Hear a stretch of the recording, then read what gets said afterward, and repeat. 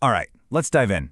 Today, we're talking about a huge concept, one that's both deeply personal and incredibly powerful: patriotism. We're going to get to the heart of what it really means to love your country, drawing from an article that explores Deshbhakti, a term that's all about duty, dedication, and national love. To really set the stage, the source article kicks things off with this profound Sanskrit verse: "Mother and motherland are greater than heaven." Wow. I mean, that one line just reframes everything, doesn't it? It tells us that patriotism isn't just some political idea. It's something much, much deeper. A bond that's as sacred as the one you have with the person who gave you life. Okay, so to really get to grips with this whole idea, we've got to start with the word itself, Deshbhakti. You know, when you break this word down, it's actually pretty fascinating. The two parts are key here.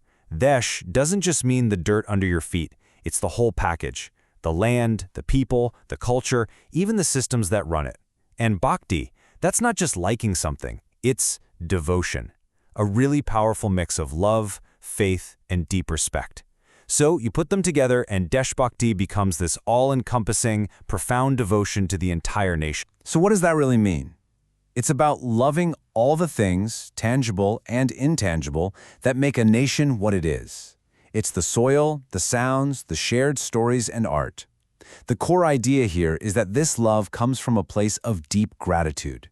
It's this profound sense of thanks for the land that raised you, for the very air you breathe and the food you eat. Okay, but here's where things get really interesting. Because, not all kinds of national pride are the same.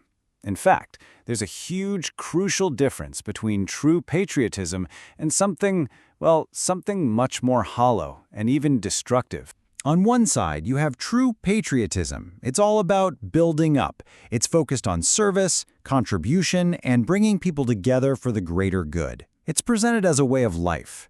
But then, on the other side, you have this hollow nationalism. It's often defined by what it's against. Tearing other nations down, shouting empty slogans. And when a real crisis hits, poof, it's gone.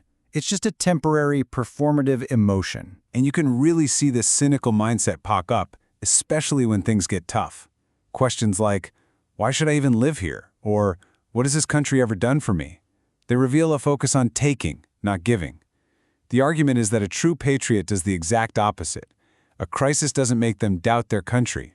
It makes them ask, what can I do to help? Now, this whole idea of selfless duty, it's not just some abstract concept, right? It's a real inheritance, one that's been built on a foundation of actual, historical sacrifice. You see this spirit come to life in these incredible historical figures, like Bhimsen Thapa, Amar Singh Thapa, and Bhakti Thapa, and really, countless others. These aren't just names in a history book. They represent this powerful legacy of people who were willing to give everything for their motherland. So what they left behind isn't just a bunch of old stories. It's something tangible, a legacy of self-respect, of national unity, of sovereignty. Their sacrifices set a standard for courage and commitment that, to this day, shapes the national consciousness. Okay, so that's the ideal we've inherited from the past. But here's the kicker. A real alarm is being sounded about what's happening right now, because that very same spirit of selfless patriotism, it's facing some serious threats. And get this, these threats aren't coming from the outside. They're internal. They're forces like political self-interest, corruption, widespread cynicism, and just plain opportunism.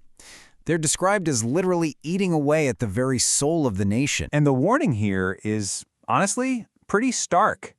When personal greed and cynicism start to take the place of national interest, it's not just about bad morale.